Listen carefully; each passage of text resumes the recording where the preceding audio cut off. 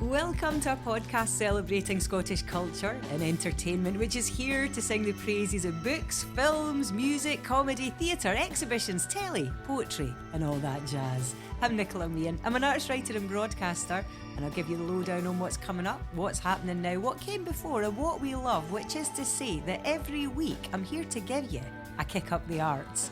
I'm joined for a blether by brilliant guests in fab art spaces around the country, and this week I am at Glasgow's Oran with gilded stars of stage and screen and Taggart, Blythe Duff and Colin McCredie. We chatted about Blythe's musical adventures with Lacunas and Colin's forthcoming telly and theatre work, and then we bumped into former podcast guest Bobby Bluebell of the Bluebells, who wrote and recorded this very theme song.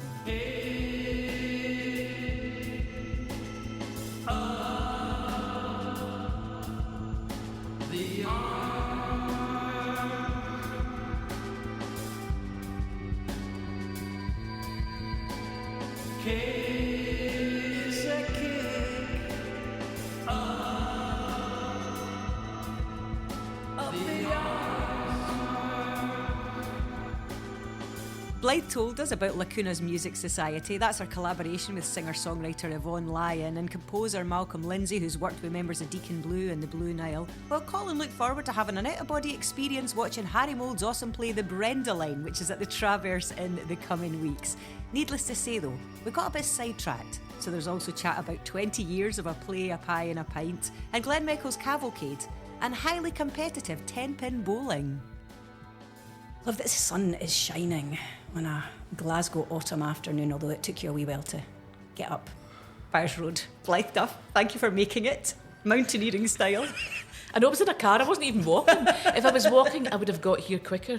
But the Byres Road is a total nightmare. I need to have a chat to planning about it. Okay, right, we'll get on at that as soon as we've recorded this podcast. You're looking all bright-eyed round about this wonderful room that we're in within the Oran Moor. Yes, it's Colin. such a lovely room, the private dining room of Oran Moor. We're fancy, aren't we? Yes, I've rehearsed a play in here amongst other things. Have you? What was that then? One of the play Pies and A Pint. We rehearsed up here, so yeah, it's a lovely room. Was it Thank You? Was it that one? Or It was a that different one, I think, Okay, yeah. That was a wee while back, Yeah, it 2013. was, yeah. We may look back on more a play, a pie and a pint reveries, but let's go back a wee bit further first. Where did you and when did you guys first meet each other? Do you remember? I do. I do as well. Yeah. It was, I think, hopefully it's the same place. It was at a bowling night. Oh. Is that right? 10-pin bowling. Yes, but I remember, did we go on and dance or something? Go into a pub or something like that? And had you just done, Colin, you know, I also remember you having been in two Taggarts because you came in as the... I think I first met it was a Dr. Finlay versus Taggart 10-pin bowling night. We used to have, we had 10-pin bowling nights, and Taggart would sort of challenge anyone. Yeah, and I was doing a Dr. Finlay, so my first appearance Right. was against Taggart. I think I won though. Yeah, I think that was the first time I met you. Yes, it was actually, that's right. Head to head, and but then- 10-pin bowling. The thing is though that I don't catch up with Colin as much as I used to, and I've realised that my knowledge of everything that's going on, everything that has been in the past, everything that is going to be in the future has completely stymied because Colin knows he's the font of everything. He's the font of all things. I do know Ohing about Ohing. You do know all things, and it's quite varied as well. And you know, I mean, that's also something that's always been really interesting about you, Colin. Yeah, I know. So 10-pin bowling, and it was a Dr. Finlay versus Yeah, Taggart. and then there was. I remember then when I joined the Taggart team. Then I think we would play against like cardiac arrest and things like that. Sort of thing. And then I think we played Dr. Finlay again. I think we beat them again. And I think there was actual trophies. Yeah, it was quite a good. Where was the bowling alley? Just in Finniston, I think. Yeah, it was in It needs a blue Finniston, plaque. Yeah, it was good. It was a good Of course, laugh. Finniston, Some people were sociable. Oh, and I remember a brilliant story actually. We had two fantastic props guys that came up, and I don't know if you know, but diffusion to kind of take the lights down a bit came in a can, and they took their shoes off. You had to wear the bowling shoes at that time. Oh, that's right. They took their shoes off, and unbeknownst to the woman who was behind the desk, they pushed the diffusion into the shoes, and it was like smoking. And they said, "I'm hell of a sorry, Hen, I've been on my feet all day," and this woman was just looking at these shoes. So, it was entertainment of all sorts. I just love it, the camaraderie, but there was still the competition there. Trophies were won. Yes. Oh, yeah. So, I think that was the first time I met Blythe before working with her. And so this was before Taggart. And as Blythe says, there were a couple of different Taggarts. Yeah, not long. But you were just a wee boy, weren't you? I'd left drama school. Yes. Colin was the only one that was classically trained amongst the Taggart gang. Gallop apace, you fiery-footed steed. And we used to slag him about the only person that was, the rest of us, John Meekie, myself, Alex Norton. James as well. Oh, no, James had been to drama school, James had been to drama school. But by the time that you came in and Alex Norton came, you were the only classically trained. We won't say the last word that we used to use, but it was quite a specific CTC. That's brilliant. So classically trained and good at the bowling, right? No, I think Blythe was probably better at bowling. It's so lovely, though, that you knew each other a little bit, and then, of course, you rock up and you're in Taggart. Did you ever have any idea, Blythe, when you first set foot on that set, that it would become something that is just so closely held in our hearts even now? Because presumably year on year, you wouldn't know if it was being recommissioned, or it's not like someone said, right, you got this for decades, doll. It's going to be a winner. It was part of the excitement of, that every year you would start, it was coming back afresh. And but you never ever knew, and people I think thought that I was just saying that, and you never knew. Yeah. Eventually we started to become optioned, which was quite an unusual thing, and it kind of gave you a wee bit more security. But even then, it was always dependent on the ITV network. They were the gurus, the gods that would say, yes, you shall have 6 more, or and we constantly changed the format to fit the network. Sometimes they would move the news and they wanted 2 hours, or they wanted 3 hours, or they wanted a 1 hour special, or so it was constantly, and it was ever changing, and I think that helped the longevity of the programme. But no, the very first Taggart, Mark was ill, and I remember I'd been given the job, and the first week was postponed, and I thought, oh, this is going to be it. All of a sudden I've been given this telly job, because I'd never done any telly, and Mark was ill, and I thought that was us. Wow. And a week later he came back onto set, and I was kind of pinching myself thinking, right, this might just happen, but it was always quite precarious, partly because of Mark, but it was kind of part of it. I think that was the excitement of it. You didn't know it was going to come back, and then I think with social media nowadays, the audience tell you if and when they want you to come back. They're the ones that will tell you now, whereas we didn't have that. So, that's so we true. had to rely on the fact that folk would go into their work the next day and go, did you see Taggart? I think it's not. I think, and so there was a kind of building up of a 3-parter that would become, that excitement by the end of the 3 weeks on a Thursday night. Invariably, it was, the audience would have built by that point. And if you'd taped it and recorded it to see it again, that was quite unusual, So it had so many unique points, but I didn't think I would ever spend 21 years of my life playing Jackie Reed. And I know I'm forever thankful. There's never been a moment where I've thought, oh, I'm fed up with this. After even, and it's 14 years, 15 years? Quite. I've never felt, oh, I wish this would go away. It's constantly brought back something. People are always reminding me. It's a lovely feeling, actually. It's lovely to have been part of something that's got such a strong place in people's heart. Oh, completely. And I think even now, if I turn on the telly, and it doesn't matter whether it's an hour-long one, if it's a cliffhanger one, whatever it is, I never move from that station. It's like I'm back there, I'm back at that time.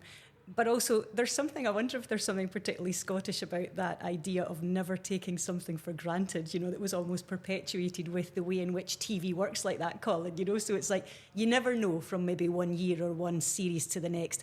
But kind of that's a good thing, right? Because it's not resting on your laurels. And we're good at that in Scotland. I also think it was, you were never committing beyond a year, really. So there was always a kind of thing of something, I don't mean that in a bad way, but if something different came along, you weren't having to commit yourself, and you would finish every year going, oh, well, that's the end of it, and if we come back again, we don't. If not, we've had a good kick of the ball. And obviously, when I came in with Blythe and James, they were very realistic about things, and there was always a kind of realism that Taggart died and it continues without, so everyone knew that you were always dispensable. Do you know what I mean? But which you came in at that point where Mark had just died, and so we were all in transition anyway, and we were grieving. And it was an extraordinary moment. And for you to come in at that point was also really important, that it changed the dynamic. And strangely, I think it changed the dynamic of being, you know, I was third in line when Mark was around, and then when Mark died, I became second and sat in the middle somewhere, and it was really boring. Being second was boring. It was, you know, you didn't get the good lines. You kind of were the person in the middle that told the boring stuff. You got the kind of funny chat, and James would be the kind of serious one, and I would be somewhere going, oh, sitting with the grieving widow, you know. So I think in some ways that it changed the dynamic in a way that my character felt maybe a bit less exciting. Yeah, and that's what happens over time as well, the different kind of storytelling and the different representations of a character. I mean, you were a really prominent lead character at a period in which there weren't so many lead women in the landscape doing those sort of jobs. Did you have much say in how Jackie was portrayed? I think I remember reading an interview, if I could stop battering the table after I've asked you guys not to. I know. I think I remember reading an interview with you in which you'd said, you know, sometimes people would say to you, could Jackie not smile a wee bit more? But obviously you must have kind of held back and gone, no, I'll play her my way, thanks very much. I think I tried to, you know, I'm really fond of the character. I always have been, and she kind of, you know, there's parts of me in her, obviously, but I kind of... See, when you're playing somebody who was in uniform from the very start, there's a very particular way you stand and you are when you're in uniform. It gives you a really good starting point. You know, and particularly old police women's uniforms were very, you know, it had a sort of pocket down the side of your skirt where you could keep your truncheon. Do you know what I mean? Yeah. So it kind of made you hold your way hold yourself in a particular way. And she had a handbag, which eventually we managed to get rid of, but it took a long while for her to release the handbag. I used to be able to get into a car, open the door, get in, start the engine, have the bag over my hand, and then get over and get out the car, and, you know, I would still be on. And my sister would say to me, that handbag goes everywhere. I'm going to know. It needs to go. So eventually it did. But you know, occasionally there were moments where I remember getting told that I wondered if she could wear a wee bit more pink. Oh, really? And a WPC? Well, by that point, I was well and truly out of uniform. I was only in uniform for once, but, you know, could you maybe wear a wee bit more pink? Maybe just warm her up a wee bit. Oh. And it was also quite interesting because Mark had such a specific skin colour. Yeah. That I always looked quite pale next to him. And so there was a wee bit like, well, how are we going to light the both of them at the same time? So there was loads of things that kind of... that made Jackie the way she was, and then that carried on through, and I used to fight her corner. I would never let her get used for a storyline that, if I could get away with it, I would say, okay, if that's the storyline, then can I do this, and slightly push her towards just keeping her own counsel. And I think that was quite important to me. And actually, by the end of it, nobody knows your character more than you. By the time of 21 years. And I think sometimes directors would come on board and feel a wee bit frightened of that. But actually, I think we were always a really, you know, Colin, I think we were a really good gang to work with in the way that we were very warm to anybody who came onto the set. I think that was the best thing about the job, was that every 4 weeks you were working with like a different director and different actors, so you didn't feel, and you're also different locations, so you were never going to, it wasn't like a show that was set in a studio. You weren't going to the same place every week with the same people. So, you know, every 4 weeks later you go, oh, we've got Larry Lamb in this episode. Oh, we've got John Deacon. Oh, we've got Barbara Dixon. Oh, we've got Lorraine Mack. So it was always like a kind of, it was always different people, and you were also meeting young Scottish actors as well. So it was a constant, and new crew and new director. So it always felt fresh. Yeah. Well, listen, we're going to look forward, and we're going to chat about, among other things, a brilliant new musical project, Blythe, that you're a part of. But while we're reflecting a little bit more, frighteningly, it's also 30 years this year since Shallow Grave, which is just utterly wild, Colin. What was it like looking back on that period after decades, frighteningly? It's quite weird. So Shallow Grave was one of my first jobs out of drama school, and it was quite bizarre to end up like, I grew up in Perth, and I did a lot backstage and worked at the box office at Perth Theatre, that I imagined leaving drama school and going and becoming an acting ASM at Perth Rep, which didn't happen. No. They didn't want me. And then the first job I got was like in a kind of trendy feature film filming in Glasgow, and at that point there wasn't many trendy feature films filming in Glasgow. So yeah, it was a really exciting project from the start. And I just can't believe it's 30 years. But there was a screening at the GFT a few months ago, And again, it was great to see it in the big screen again. And I think it stands up really well, despite the fact it's 30 years old. There's a few clunky video cameras and there's no mobile phones. I kind of think that's charming in a way, isn't it? Yeah, I think it stands out. I think it's still a really good film. I think it is. And I think what's quite unusual as a Scottish film, even over 30 years, it was completely original. It wasn't based on a book or a musical or a play. It was just a one-off original drama. And again, like a lot of good Scottish stuff, it was that black comedy to it. Oh, totally. So it's and really dark. Very and we seem to be dark. able to do that in Scotland very well. We can mix the darkness with humour, and I think it allows you to be darker with that humour. But, you know, it was a thriller and really suspenseful in that moment where, you know, Chris Eccleston's looking down through a hole. Yes. The real menace. It's giving me a shiver. Yeah, real scary stuff. I remember going to the Cameo to see it when it came out. And then I remembered the film for a long time but hadn't actually revisited it. So this year, earlier on, thought, my goodness me. And I was utterly delighted by how the dark humour, but also how unlikable, you know, how audacious it is to have these, you know, central characters who are, you know, not trying to charm you and not trying to. There was something almost quite radical about that. And I think they talk about that with Succession, that there's not a single character that you like, but Shallow Grave, they are all pretty horrible. Apart from your lovely self. Yeah, and you get your comeuppance, don't you? That's a great bit. Yeah, I got to punch Ewan's puss. You should have that on a T-shirt. I'm loving your Grampian TV, Grampian television T-shirt, incidentally. Yes, a little bit. Growing up in Perth, we didn't get STV, we got Grampian. I know that because my dad always lived in Dundee or up in Tayport. So when I went there every second weekend, it was Grampian. We got not STV. Yeah, we never got big distinction. You never got Glen Michael's Cavalcade. I know. No, that was you can get it on YouTube. I watch it quite a lot. Yeah, that was my.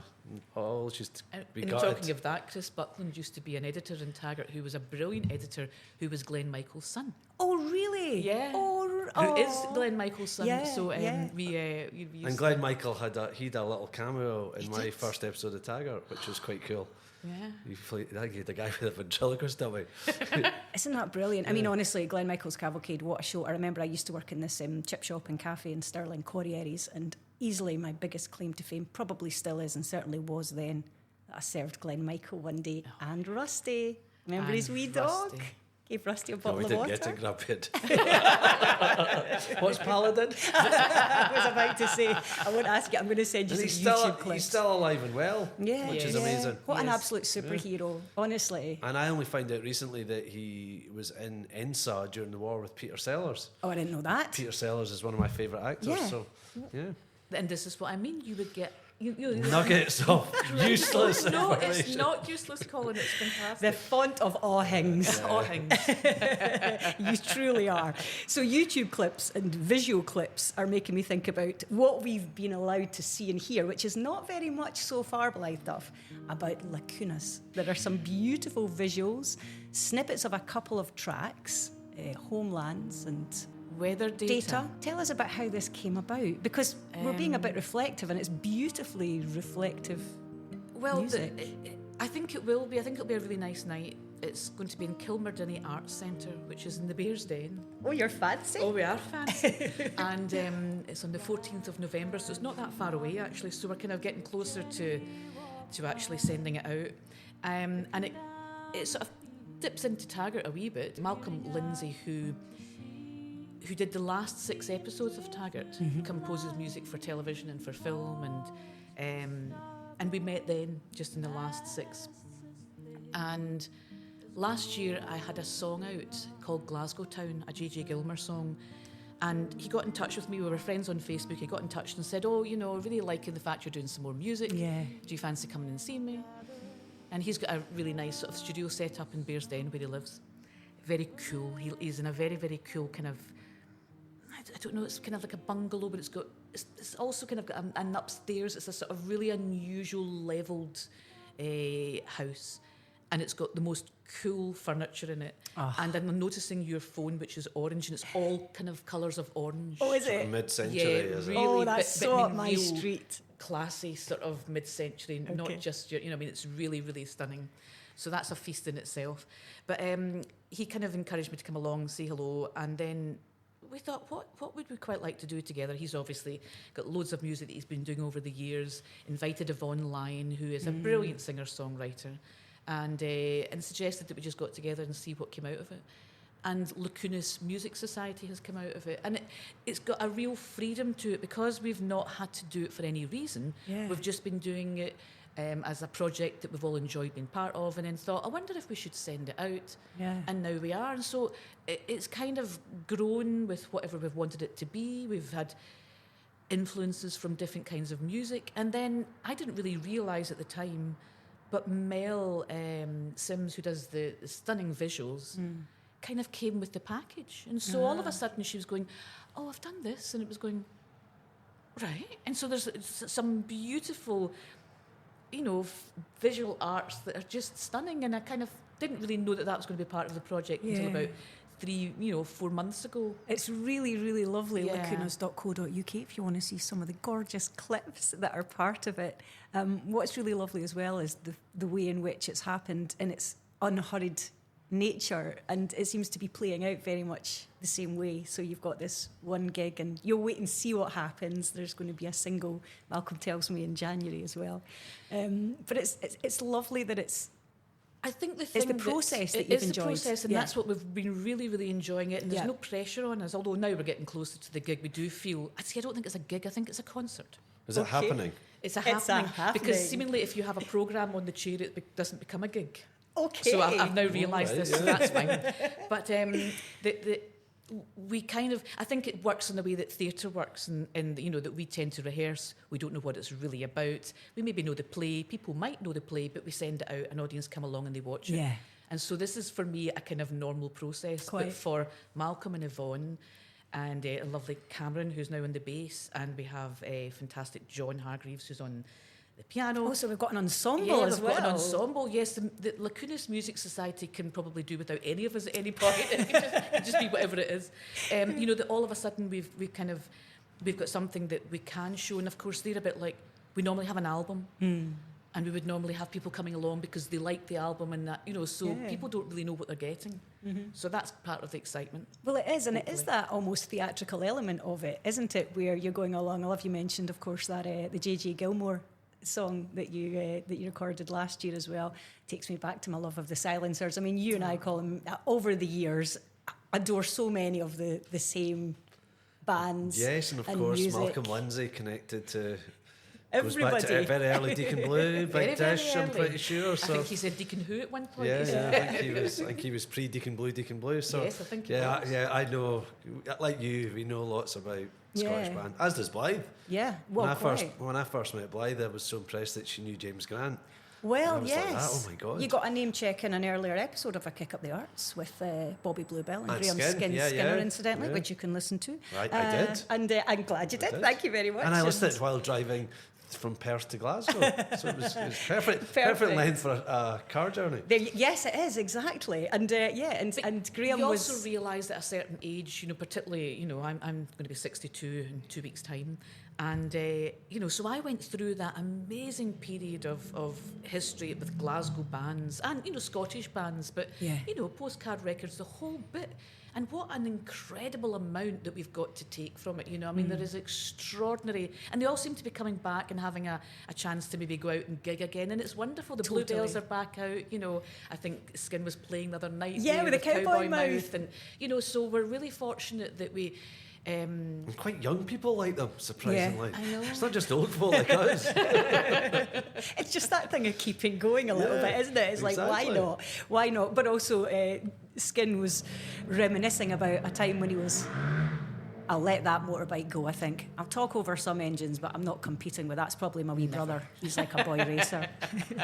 But yeah, Skin was reminiscing about a time he was rehearsing, and I don't know if it was with Hipsway or Jazzateers or the Cowboy Mouth, but one of his many musical incarnations. And he said we were recording in one room, and Delamitri were next door, and Blythe Duff and James Grant were upstairs. So do you remember this room? What were you working on at this point? I mean, this was the Glasgow Arts Centre down in Washington Street, which is still there but doesn't function as an art centre, which is such a shame.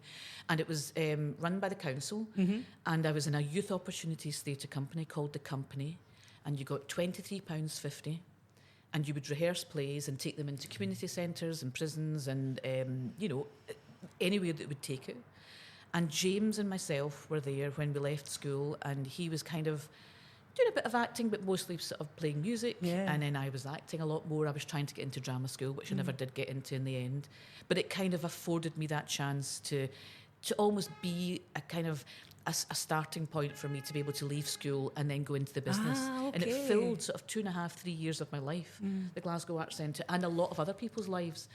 People like Bobby Carlyle and Caroline Patterson, and we all came through the Arts Centre, and the amount of folk that went into the business after that, the extraordinary people who went on to direct opera at the Met, and incredible people. So it was a real sort of starting point for so many folk, and had all kinds of different activities. They would have the Bhangra dancing on a Thursday night, and lots of extraordinary artists would show, housing and everything would show there. So it was an extraordinary space. Yeah. And so yes, the guys were downstairs in the basement, and we would be upstairs rehearsing.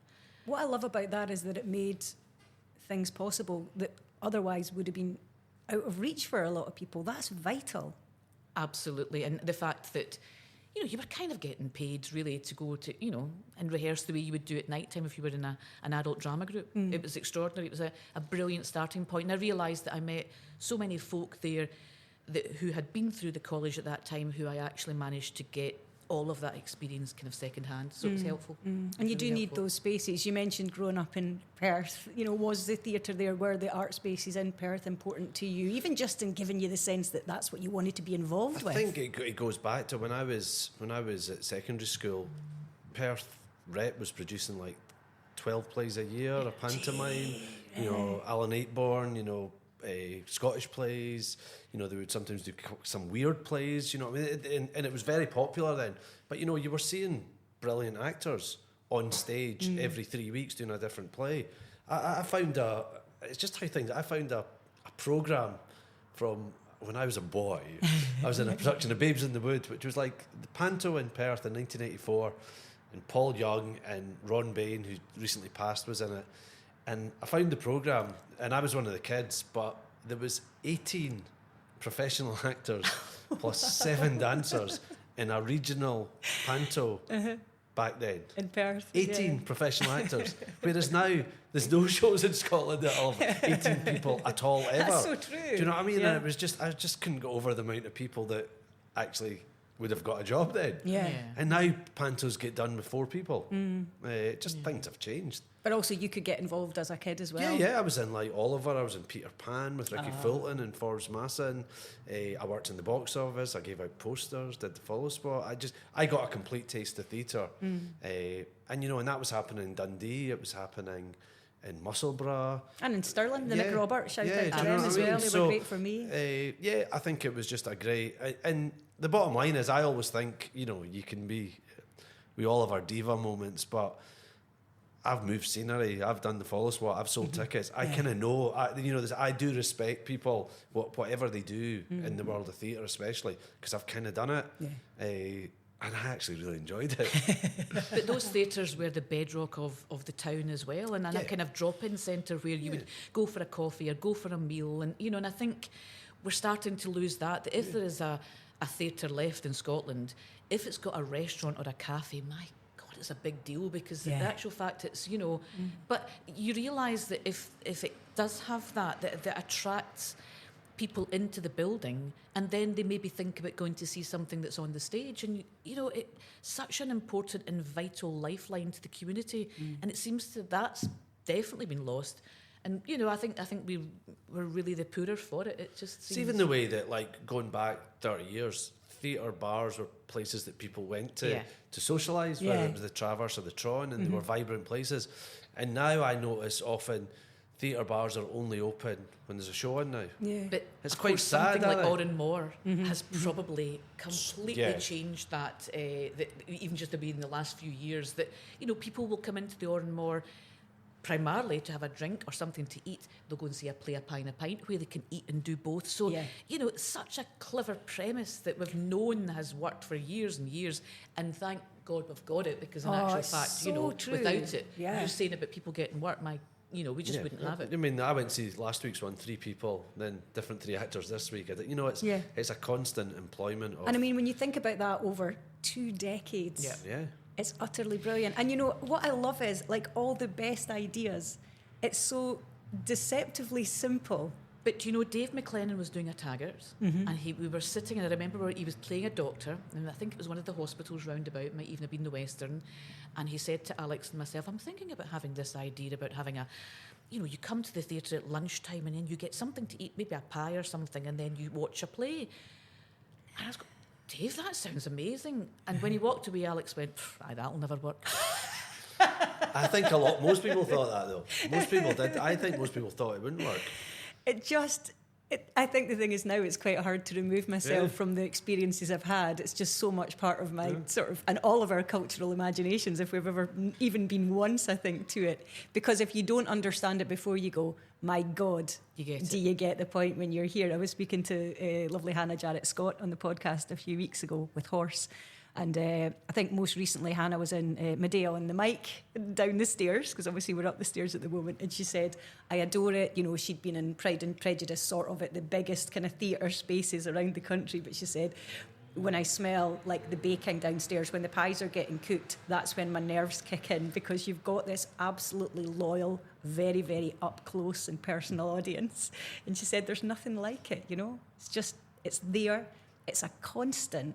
It's also not, what I find most interesting about it is you're not performing in a theatre. Yeah. It's a space. Mm-hmm. So there's a sort of background noise, there's an informality, there's a more I think the audience, it's a brilliant audience because it's not the theatre. They're there to watch theatre, but and you hear noises, you hear motorbikes, you hear like the fridges. There's something like, there's a kind of freshness to it, because you can. I remember doing one once, and then the following week we took it to the Travers. In the first 5 minutes of doing the show, I was going, this is terrifying, because it was so quiet. And you could literally hear it, whereas before you realised there was so much kind of background noise that kind of makes you lift. So I think the uniqueness of it is that it's not a theatre. The first one that I did was called Good With People, and it was a David Harrower piece, and it went on. I took it over to New York eventually. It was an extraordinary piece. And I remember the first time we started and Dave doing his chat beforehand, and I was kind of thinking, this is a bit weird that he does a kind of chat before you come out and do it, and couldn't quite kind of get my head around it, and thought, I think it's a bit naff. And then we went to different places. We went down to Coventry, and we went over to Belfast, and we went over to Dublin to do the show, and we didn't have Dave. And there was something about it that just lost that moment of introducing you to what the play was this week and what it's going to be next week. And you realise actually that was all part of it. It's like the way that Giles used to stand at the Citizens Theatre as you went through the door, and Giles Havergal would stand there to greet you. Didn't matter who you were, to greet you as you walked in, and made you feel the most important person to have ever walked through that door. And I think Dave managed to capture that essence as well, to make that audience think you're really, really important to us. And of course, that we know they still come. And so therefore, I think it was a really incredible, important part of also just breaking down that barrier about, you might not see the one you like this week. It might be a different one, and we kind of set that up. And I think it was clever and masterful in that way. The honesty of that in some lovely way, because it's saying nothing is for everyone, but everyone's welcome. And have your pie. So important. It's funny, just going in. We came up to this room in Oran, and you come up in the lift, and in the old days the dressing room used to be on the 5th floor, and you used to get the lift down to the bottom to go around the back to go on. But Dave McLennan would come and collect you.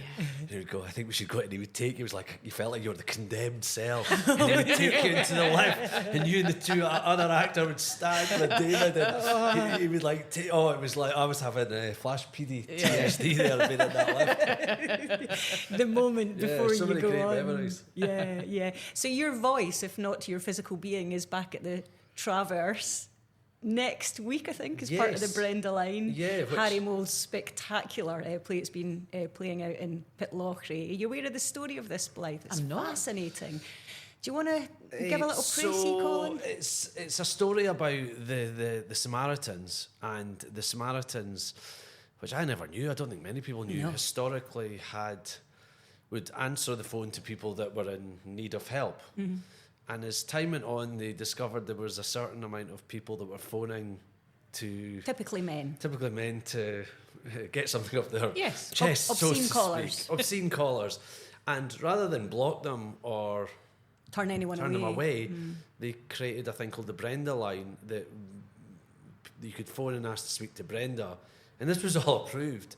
And women would volunteer to be Brendas, and they would engage with these men, not in a kind of sexual way, just in a matter-of-fact way. But in a non-judgmental way. In a non-judgmental way, to help them do their business, so to speak.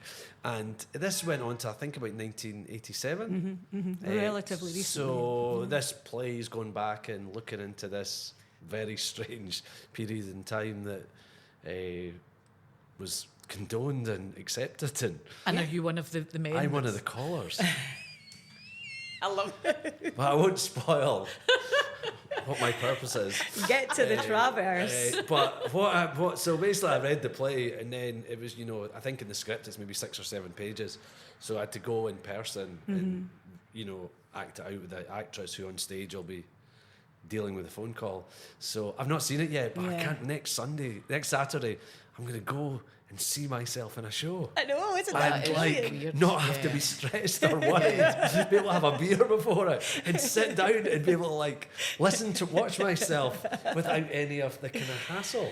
Well, so that's a kind of sort of out of body experience. That's quite fascinating. So it's next week, Traverse to Wednesday to Saturday. So I'm really looking forward to seeing it. I bet your heartbeat goes at the moment where you know you're coming in. Oh, probably. Yeah. I know. Oh, I went to see a short film that I did a couple of years ago. And I have one of these watches that tells you if your heart's beating too fast. And I was sitting there, and all of a sudden, my phone started to go, making, really, and I was feeling it on my wrist. And I was watching, and I realised that my heartbeat had gone up to 120 just watching the short film. I'm glad it wasn't very long. But for 10 minutes, my phone and my watch was going, "You're not very well. Go to a doctor's." Do you not remember texting an ambulance for you? When we were once filming Taggart, and it was a guy in a hospital bed, and they put real heart monitors on him, and I think I can't remember who it was. I think I was interviewing him, and we were about to start the scene, and they went turn over and mark it, and it was like a simple scene of someone in the hospital bed. And I just became very aware that as soon as they said action, that the heart monitor on the actor went from like 70 to like 140. So I'm kind of acting and going, that's right. And then when they said cut, it like dropped. Wow. And then I watched it every time. And then obviously I pointed it out. And then it was like, we kind of then all analysed the fact that every time this must happen like... Right. You're putting yourself you wouldn't through know the looking ringer. at him, but you could just see like on action that his heart rate just... So it was quite funny seeing the physical signs of what you go through. That's so true. Or your watch picking up on it. Yeah. Because the thing is as well, a lot of the time you're just used to that being part of the process. One of the most recent times we spoke, Blythe, is when we were talking about, it was before the Carol Churchill Escaped Alone. And, you were saying, it's like so many of the roles that you've embraced over the years, you don't quite know how it's going to work. There's a point at which it's kind of terrifying and it's very vulnerable, and until it's on that stage and in front of an audience, you can't ever really tell what's going to happen with it. But what that must be doing physically as well. It's just part of it, isn't it? I think that's right. And I think as I get older, I'm realising, because people would say, oh, what do you do to prepare? And I was thinking, I don't really know. It's kind of just intrinsic, and you can't quite quantify what it is. You just do it. But as the years get older, as I get older and the years go on, I think I'm realising the toll that it takes on your system and in how much you're giving of your soul. Sure. Wee slices of your soul just goes with every character, I think. And, and I think that my husband said to me recently, he knows that he doesn't have access to me in a way that my brain's not quite functioning on a normal level, and I think it was Escaped Alone. I was rehearsing in my head way before we actually, because I knew that the pieces were very, very hard to remember. So I started trying to memorise them before Christmas time, and we were going to Venice just before I started rehearsals, and he said to me, "I'll get you in Venice." Oh wow! And it was a bit like, I thought, all right. And he's now been starting to do it, because he went to Bobby and James's songwriting retreat. So he wrote a song and it's called "I'll Get You in Venice." Secret Coast Songwriters. The Secret Coast Songwriters. That's a good title. And he's written this, and it's very much about that he understands that we have to go somewhere in our heads, and that to access that, you know, he can't always, you know, reach you. And I think it's quite a toll on your family when they don't have you. They don't, you know. I think my girls know that. I think they know that we don't have mum at the moment. She's away. She's away somewhere else. I can't read a book if I'm doing a play. No. And it's just a weird thing. I kind of feel as if there's too many words in my head. I go to look at a book and I go, oh, no, I've got too many words in my head at the moment. I can't take it. It's a really weird thing. That I can't look at a book. You can't put anything else in there. It's a bit like there's enough words in there. Yeah. I don't want any other words getting in the way of the words that are in there. It's weird. No, I think that's right. Also, it's letting your subconscious almost kind of process what's going on in there, but to actively put something else in is almost like too much. It's like a clash of the... Yeah, I can't read it at the moment. Yeah. It's funny. Mm-hmm. Isn't that fascinating? But it's also, it's part of it. It's interesting what you're saying about the kind of physical and the long-term impact that it has. There's a book called The Body Keeps the Score, and it's making me think of that, you know, the way you can kind of maybe shrug off, or you may think you're shrugging off a character or a role or a story, but they're all still there, right? Yeah. And I suppose the difference between theatre and television, for instance, is that you can probably remember a lot of the words from theatre things. You know, the night before, if you're doing television, you learn your words, you go in the next day, you say the words, and you forget it, because the next night you're going to learn other words. Yeah. Whereas your process for, obviously, rehearsing in theatre is you're in that rehearsal space, which I adore. I love the forensic work of rehearsals. And so, you know, you're learning it in a different way that sits in your soul for ages. And I could still tell you scenes and monologues that I've done. I could still tell you them now. Your brain knows, puts them into a different bit. Of your it's an important bit. Whereas if it's just for like a scene you're doing tomorrow, it's like, I can get rid of that. And I've seen it in Blythe. Sometimes you'll do a scene, the next day they go, there was a problem, we need to reshoot it. And you literally cannot remember do not know the words from the next day. Right, yeah. And it's not like you're pretending. It's like you literally go, you need to get me the words again. Because you haven't, you've learned them like short term. You've internalised it in a different way. You just learned it short term, it's gone straight into the trash.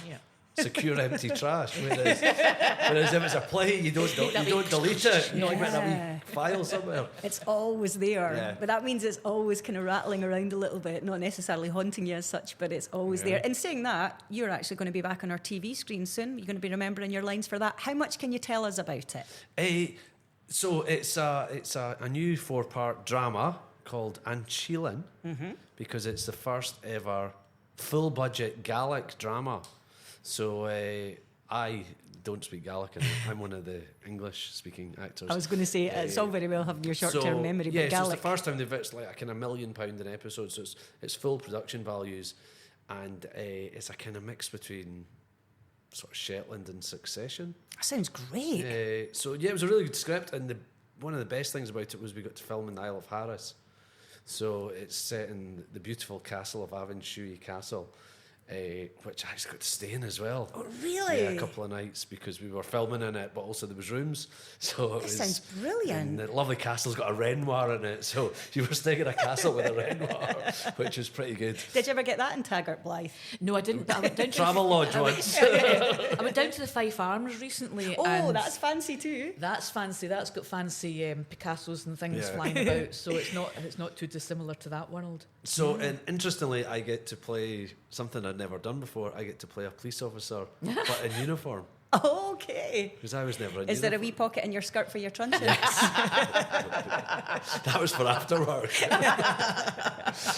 So I get to play like the kind of island policeman who needs to ask for help from the mainland. Oh, this sounds super. So no, it was really good. It was a really nice, it was a beautiful, lovely job, and also what was really, it's Black Camel, a Glasgow company who made it, and it was predominantly Gaelic actors, so really a lot of kind of young, fresh faces, and lots of people I'd never worked with, and it was so lovely being on a set where people were speaking in Gaelic and on and off, and you actually I did feel a wee bit like a second-class citizen, that I felt quite jealous and ineffective that I don't speak Gaelic, because it's just such a lovely language, and so something quite different. So I think that'll be on iPlayer, BBC album, maybe BBC 4 next year. Yeah, early next year. Something to look forward to. Yeah, I think it'll be something. I think the scenery is going to be absolutely amazing. I also love that just completely illustrates how much you really don't know what's round the next corner, right? Because you wouldn't necessarily think. I think it's brilliant that even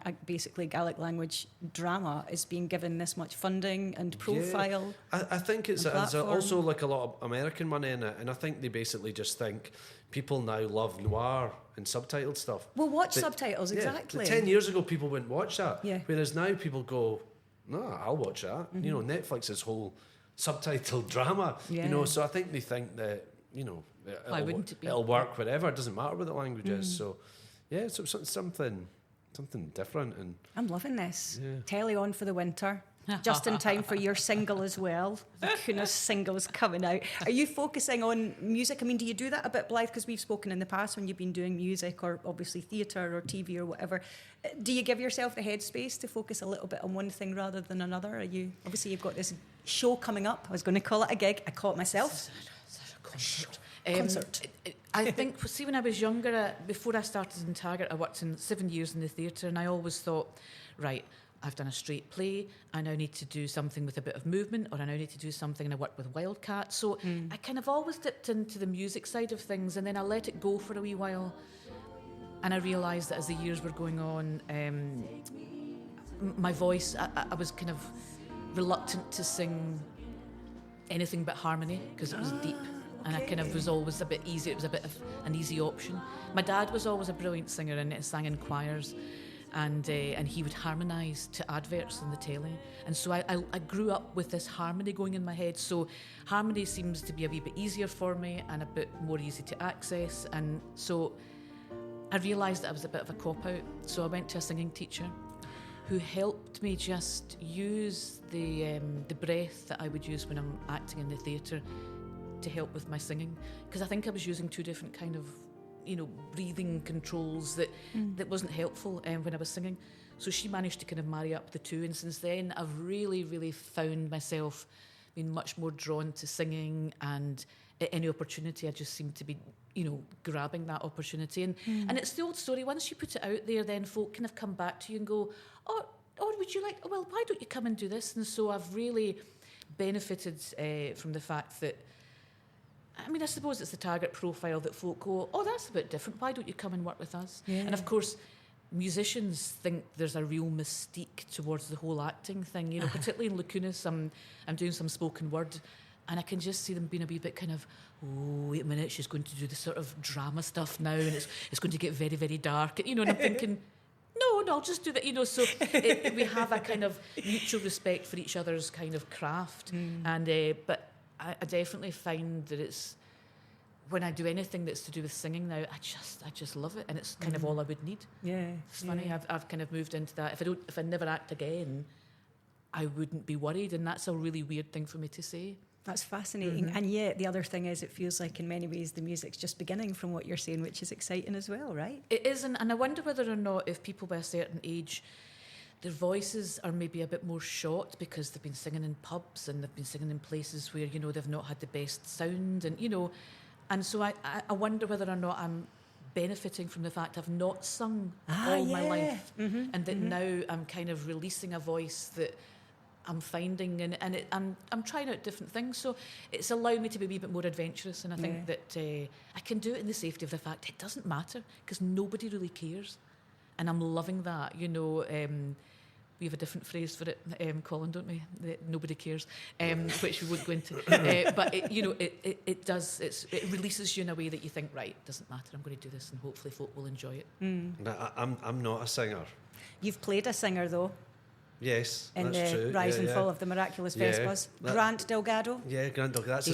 Ross. I feel that's as close as I may get. but I can actually exclusively reveal that although can't sing or play an instrument, I have, bizarrely, a photograph of mine is going to be on the cover of an album that's coming out next year on Last Night from Glasgow. Oh, so brilliant. I'm going to be on the cover of an album. Is that close to? That's amazing. Also your knowledge of music, Colin. Yeah. I've always said this to you, that that you've got this incredible knowledge. Yeah. That you know. So I took a photo and someone's putting on their album This cover. is brilliant. I'm going to get a full-size poster of it. So I'll need your autograph on the album cover. And shall we go and see Blythe and the Lacunas in Bears Den, Oh, that would be Colin? lovely. I would love that. I would love that too. Okay, well listen, it's chucking out time because the Play a Pie and a Pint is over and people need to get into this room. To be continued, I hope, by the way, because I feel like we just started, I'm sorry to say. That's all right. Thank you so much for Thank coming on. you. Really Thank you, lovely to Nicola. chat to you both. See you soon. Let's go downstairs.